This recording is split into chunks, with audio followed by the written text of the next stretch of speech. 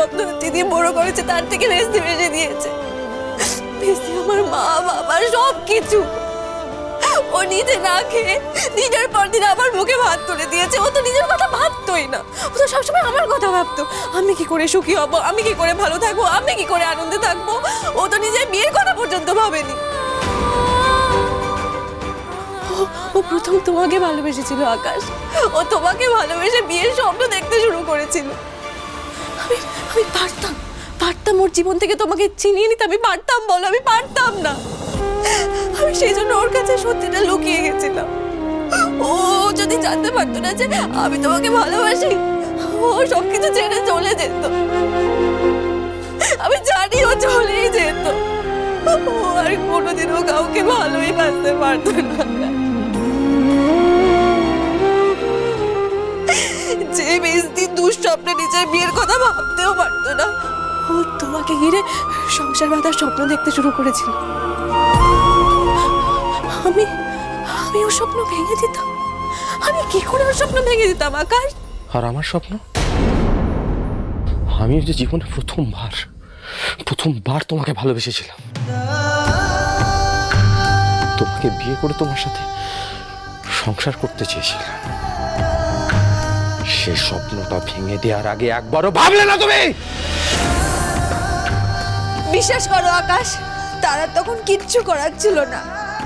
নিজের দিদির কথা ভাবাটা কি ভুল? তুমি তো সবটা শুনলে। একবার ওর দিকটা ভাবার চেষ্টা করো না। আমি আর কারো কথা ভাববো না, কারো কথা না। আমার কথা ভাবেনি কেউ, এখন আমিও কারো ব্যাপারে ভাববো না। তুই এখান থেকে যা বলতি। আমি যেই কাজ করছি সেই কাজের ফল আমাকে একাই ভোগ করতে হবে। তুই যা। তুই কেন আমাকে বারবার করে চলে যেতে বলছিস? আমি তোর বিপদে পাশে দাঁড়াবো না। বিপদ? কার বিপদ? বিপদ তো আমার হয়েছে। আমার লাইফটাকে সার্কাস বানিয়ে রেখেছো তোমরা বোনেরা। আমি হাত জোর করছি তোর কাছে, আমার মাথার দিব্যি। আমি আমার জন্য তোকে কোনো কথা শুনতে দেবো না। তুই যা। তুই যদি এখান থেকে না যাস তাহলে আমার বড় মুখ দেখবি।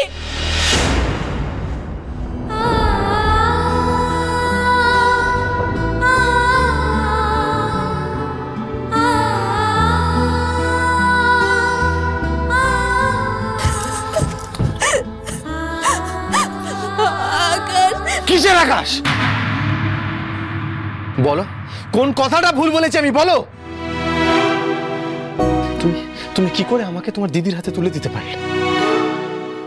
আমার ইচ্ছে অনিচ্ছের কথা একবারও শুনলে না। খেলার পুতুল আমি তারা, আমি খেলার পুতুল যে নিজের খেলাধুলা হয়ে যাওয়ার পর নিজের দিদিকে খেলতে দিয়েছো।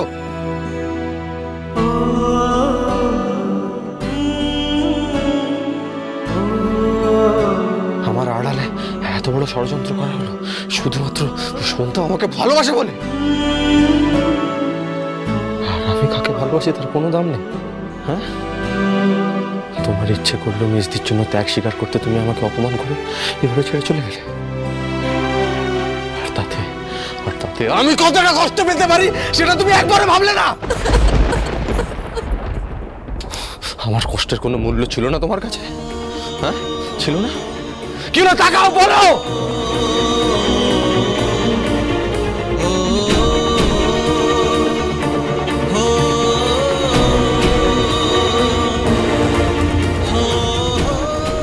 ঠাকুর, এই দুই বোন মিলে আমার জীবনটা শেষ করে দিয়েছে।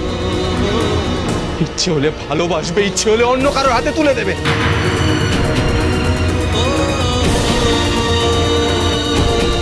আজ আমি তোমার পা ছুঁয়ে শপথ করছি ঠাকুর, এই অপমানের প্রতিশোধ আমি নেবই। আকাশ, আমার কথাটা শোনো।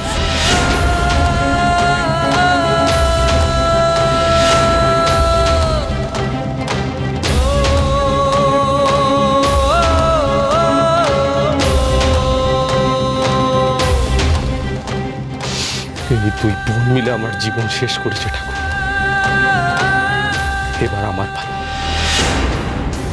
দুই বোনের জীবন শেষ করে দেব আমি, বিশেষ করে সন্ধ্যার, যার জন্য তারার এত আত্মত্যাগ। সে সুখী হলে তো তারার ত্যাগ সার্থক হয়ে যাবে ঠাকুর। আমি বেঁচে থাকতে তারার এই ত্যাগ সার্থক হতে আমি দেব না, কিছুতেই না। ও সন্ধ্যার জীবন গড়তে চেয়েছে, আমি সন্ধ্যার জীবন তছনছ করে দেবো। না, তুমি বিশ্বাস করো আকাশ মেজদি কিচ্ছু জানে না। তুমি ওকে প্লিজ কিচ্ছু বলো না, ও সহ্য করতে পারবে না আকাশ। আমি বলবই তারা, আর আজকেই বলবো। আমাকে যখন এত বড় বিট্রেলের যন্ত্রণা সহ্য করতে হচ্ছে, সন্ধ্যাকেও করতে হবে। আজই সন্ধ্যাকে বাড়ি থেকে বার করে দেবো আমি। আমার বউ হয়ে থাকার স্বাদ সিঁদুর মুছিয়ে আজই ঘুচিয়ে দেবো। আমি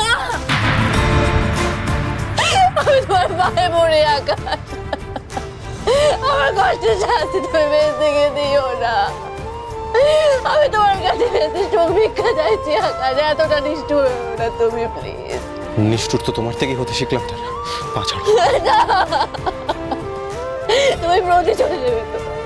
বেশ, তুমি আমাকে শাস্তি দাও, তুমি আমাকে যত কঠিন শাস্তি দেবে আমি মাথা পেতে নেবো, কিন্তু তুমি মেজদিকে কষ্ট দিও না প্লিজ প্লিজ। এটাই তো তোমার শাস্তি তারা।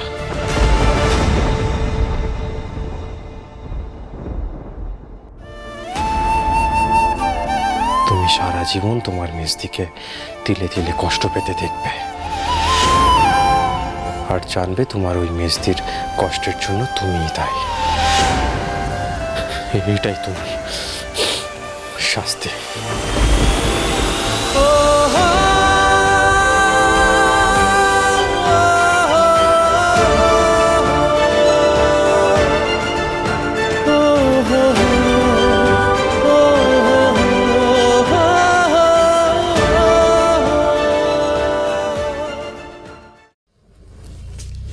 নেই নেই, চালাটা এখন ঘরে নেই। চল এইবার আমরা ঢুকে পড়ি তাহলে। হ্যাঁ, আর যেভাবে আমরা প্ল্যান করে এসেছি পুরো কাজটা কিন্তু ওভাবেই করে দিতে হবে। হ্যাঁ, যেভাবেই হোক সন্ধ্যাকে দিয়ে তারাকে কলকাতা থেকে গ্রামের বাড়িতে নিয়ে আসতেই হবে। ব্যাস, তাহলে আজকের সন্ধ্যের নাটকটা একেবারে জমে ক্ষীর হয়ে যাবে। আমাদের ওই দুই বোনকে যেভাবেই হোক নীলের মুখোমুখি দাঁড় করাতে হবে। এইটুকু যদি আমরা উদ্যোগ নিয়ে করতে পারি না, তাহলে দেখবি বাকিটা আপনা আপনিই হয়ে যাবে। শোন, কেউ আসার আগেই ওই বোকাটার মাথায় বোনকে কলকাতা থেকে আনানোর ভূতটা চাপাতেই হবে। চল চল চল চল চল। কেমন আছো সন্ধ্যা? আমরা সবাই তোমাকে দেখতে এলাম। আমাকে দেখতে এসেছে? দেখতে তো তারা আসে রোগীকে যারা ভালো চায়। তোমরা এসব কেন করছো আমি বেশ বুঝতে পারছি। তোমরা মা দুর্গার বিসর্জন চাও, তাই না? অবশ্য বিসর্জনের আগেও মা দুর্গাকে অনেকেই দেখতে আসে। এখন শরীরটা একটু ভালো আছে তো? হ্যাঁ, আমি ভালো এখন। আপনারা ভালো এখন? আমরা আমাদের শরীরের আবার মানে না না, শরীরের কথা জিজ্ঞেস করছি না, মনের কথা জিজ্ঞেস করছি। তো ভালো আছেন তো আপনারা এখন? মানে মন ভালো তো আপনাদের? এটা বোকা না হাতি, মাথায় চোট খেয়েও শেয়ানা বুদ্ধি একটুও কমেনি।